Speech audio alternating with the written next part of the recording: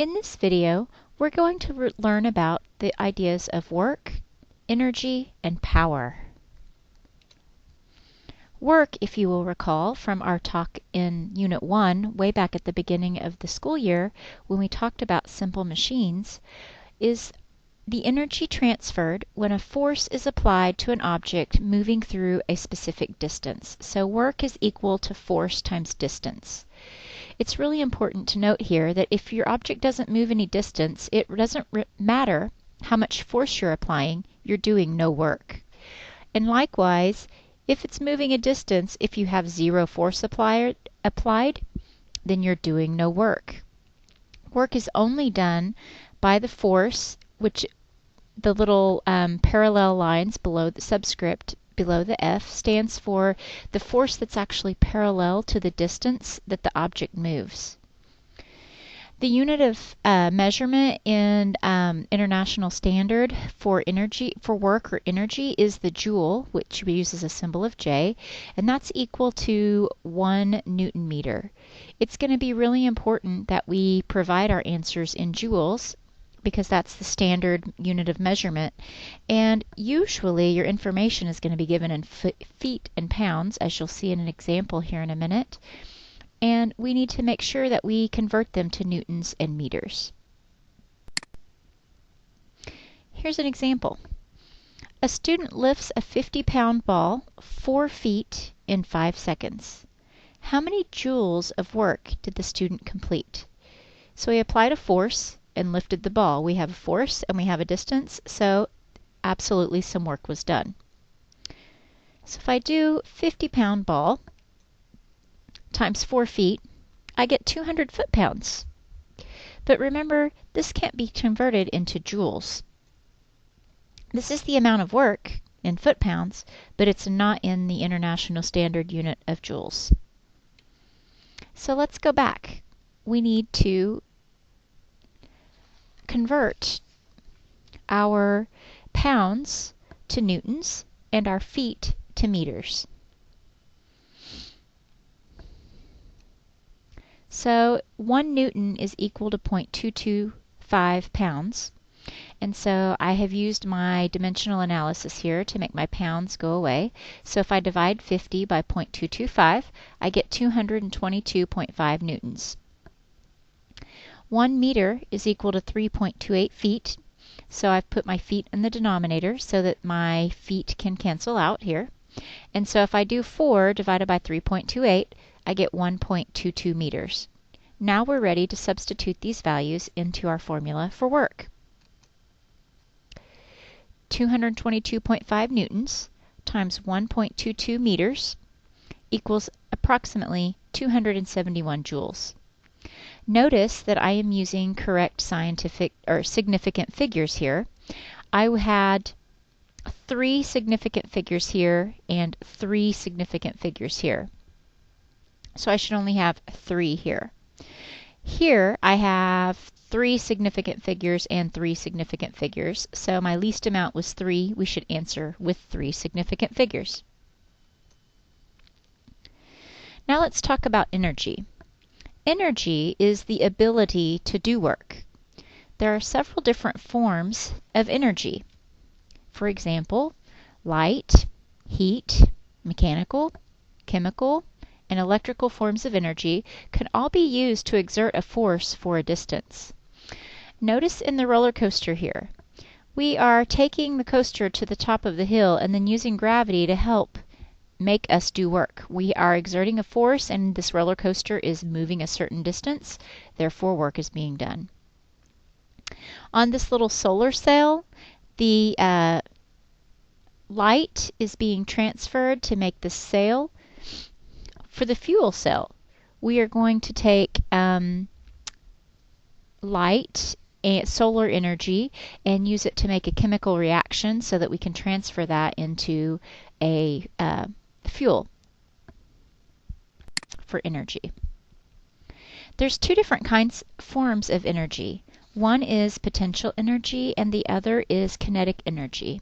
And here I'd like to talk to you about potential energy. Potential energy is stored energy. often referring to something like gravitational potential energy.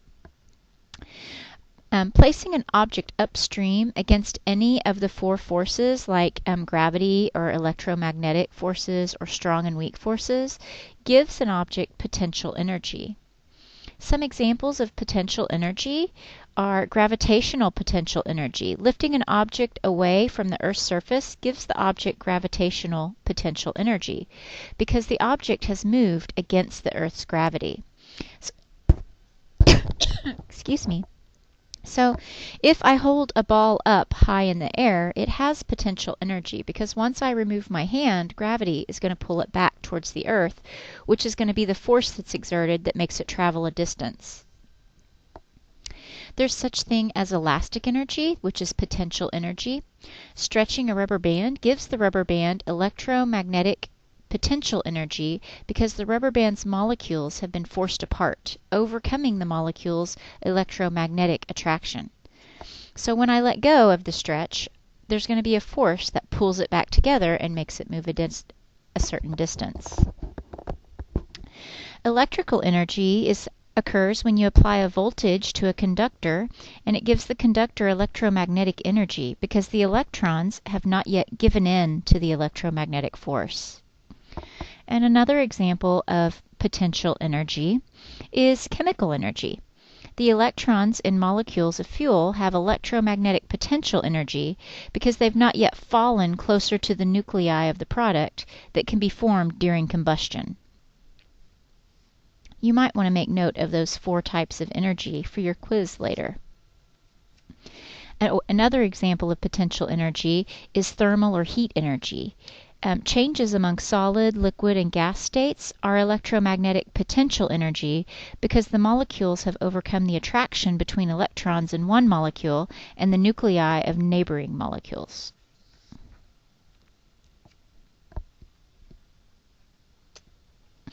Kinetic energy is really the energy of motion.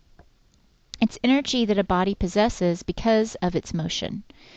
Some examples would be like in a pendulum. It has kinetic energy once you start swinging it. Also, you can see here there's an example of a dam. There's kinetic energy here when the water is moving across the gates of the dam, or in the rotors of the blades of the wind turbine. Or here's some electrical kinetic energy. When the light is on, there's definitely electrons flowing. Okay, so kinetic energy can occur anywhere from an atomic level to that of a whole organism. Some examples of kinetic energy, which you may want to write down. The energy of motion or the movement of whole objects, and this is usually what is meant, is the type that is meant when we say kinetic energy. For example, the roller coaster, when it's actually moving, when it's at the top of the hill before it starts to go, it has potential energy. Once it slides down that hill and it's actually rolling down, then it has kinetic energy. The electrical energy is a type of kinetic energy, as we see here in the light bulb. The movement of electrons in this conductor as they respond to the voltage that's been applied. There's also thermal or heat energy, which we can see right here in the space shuttle picture. The movement of molecules and electrons, which puts off heat. Engineers generally refer to thermal or heat energy as internal energy and use kinetic energy strictly to reference motion.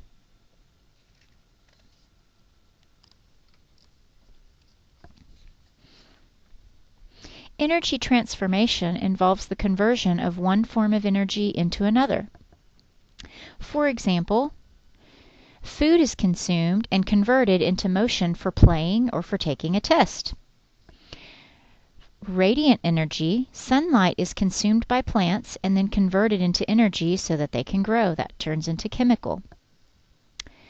Electrical energy is transferred to an oven to make thermal energy so that we can heat our food.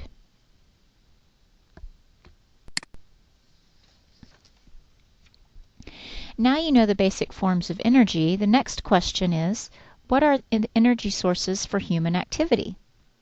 There are renewable and non-renewable sources of energy.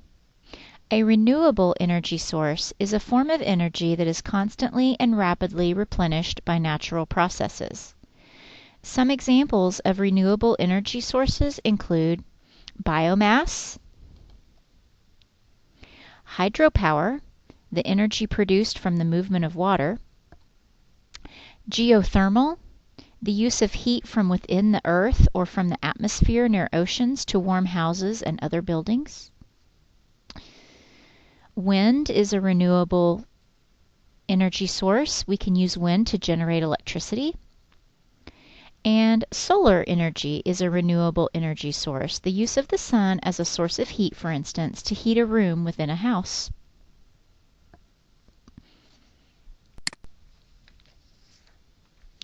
Non-renewable energy sources. A non-renewable energy source is one that is obtained from the earth as a liquid, gas, or solid and cannot be replenished in a rapid manner. Here are some examples of non-renewable energy sources.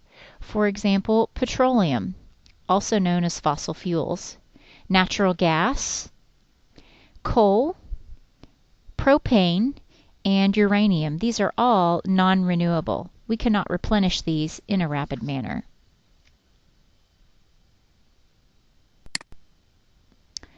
Let's talk about the conservation of energy. Energy cannot be created or destroyed, but it can change from one form to another. These are the first and second laws of thermodynamics. In the second one, it says energy lost to heat. When an input energy is changed to an output energy, some of the output is usually heat energy. Really, energy is never lost. It is only transformed into heat. This is often lost in quotes because unless there's a lower temperature to where the heat energy can flow, it cannot be transformed back into another form.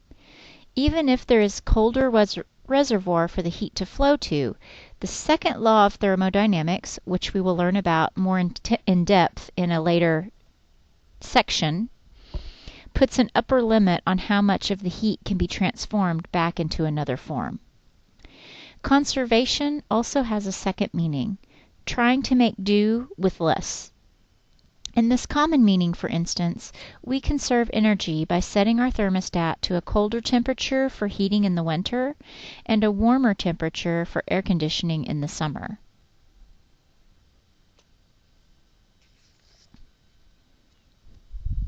What is done with electrical energy? Notice here's some examples of energy conversion. Fossil fuels are chemical energy. We change them into heat, which is combustion, which makes our machines, our engines work, which is mechanical, which can be transformed into electrical power. We can also take sunlight from solar cells and change those into electrical power. Wind turbines take kinetic energy and convert it to mechanical energy, which is then converted into electrical energy. Hydroelectric, or using water to create electricity, you use the gravitational potential of the water to turn turbines, which will convert to mechanical energy, which the mechanical energy will make the magnetism work, which changes it to electrical energy.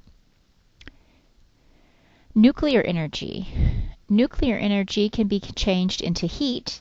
The heat can then be converted into mechanical energy, which is then converted into electrical energy. So vehicles use chemical energy, which is your fuel, to be changed into mechanical and heat energy. Which output would be more desirable, mechanical or heat? And what do we do with all of this electrical energy that we are producing? Let's go back. Some examples of what we can do with electrical energy are things like we can power our phones or charge our cell phones. We can use it to power our stove so that we can change it to thermal energy and heat our food. Also, we change it in our cars. We change this energy to electrical so that our computer systems in our cars can work.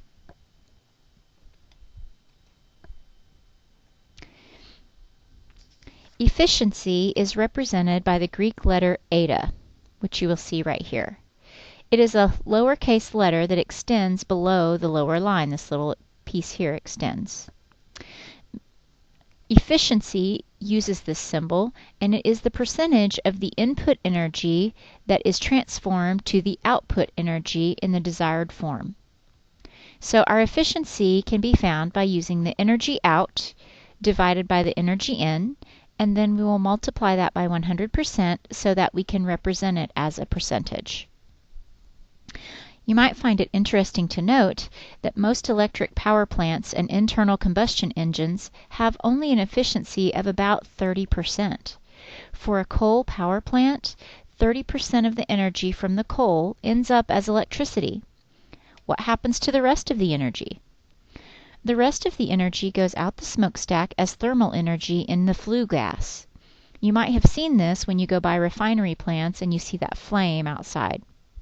Coming out of a power plant, you see the little flame coming out of the pipe. If the power plant is co-generating, then it captures this energy as a useful output and changes it to maybe heat the building, for example. Then the efficiency can be as high as 80%. In a car engine, the efficiency is only about 30% as well. This means that 30% of the fuel's energy gets to the drivetrain and actually makes your car drive. Efficiency also has a second related meaning, trying to accomplish the same results with less. In this common meaning, for instance, we get an energy-efficient air conditioner that can cool our house by the same amount but using less electricity. Efficiency and conservation are two complementary strategies for using less energy for human society. What are our current energy concerns? I'm sure you've heard a lot of talk about this in your recent years about what we should do about energy and renewable sources versus non-renewable sources in the debate, as well as the impact that it has on our environment. Some of our concerns, of course, are consumption. As the world's population grows and as we industrialize more third world nations, then the consumption of all of this energy is also has a higher demand and we need to produce more. So consumption is always at the top of our list. Another concern for energy is pollution. You may have heard talk about global warming, or now we're calling it global climate change now that we had all that snow this winter. So we could really call it warming. But the pollution that's put out into the air is causing problems with our ozone and with our atmosphere, and we're just now starting to research what are the problems or what is the impact on our future generations based on the pollution that we're using now. Depletion. As we talked about non-renewable energy sources, these are not rapidly regenerated. So there could come a time when we run out of some of our non-renewable resources. So we need to have a plan for what we're going to do because, again, we're driven by consumption. People are still going to need it, only we're not going to have it. Dependency is a really big topic, especially in politics, because we don't want to be dependent on energy from another country, because then they have the power to control things like the price and the cost and the supply. And so we really work in the United States to become independent in our energy production so that we can control how much we charge and how much pollution and how much demand is out there. And again, cost. Money talks. So what roles do engineers have in this energy conversation? Engineers really do work to try to address these concerns that we have for energy. And it doesn't matter what type of engineer you're going to be, civil engineer, electrical engineer, mechanical engineer, aerospace engineer. They all discuss, even computer engineering or electronic engineering, all take into consideration these things when they're trying to develop and create innovations or do innovative work in their fields. The last topic we want to discuss is with power. We talked about energy, we talked about work, and now let's talk about power. Oh, sorry for the misspelling right here in my PowerPoint. The symbol for power is P, a capital P. And what power means is it's the rate at which your energy is expended or that your work is performed with respect to time. So if I can do the same amount of work in less time, then I have more power.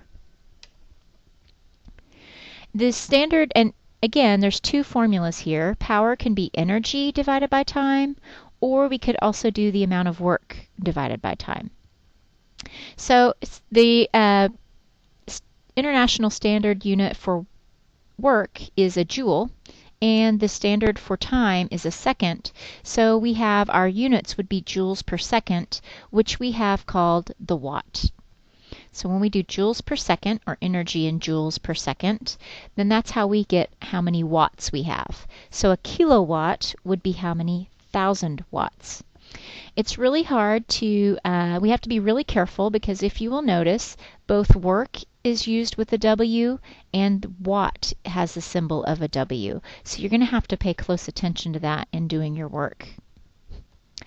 Since the watt is a unit, it will only appear next to a number. So that's how you'll know work will be a variable in a formula. Watt, a W, will appear next to a number to show that it's the unit that's associated with the number.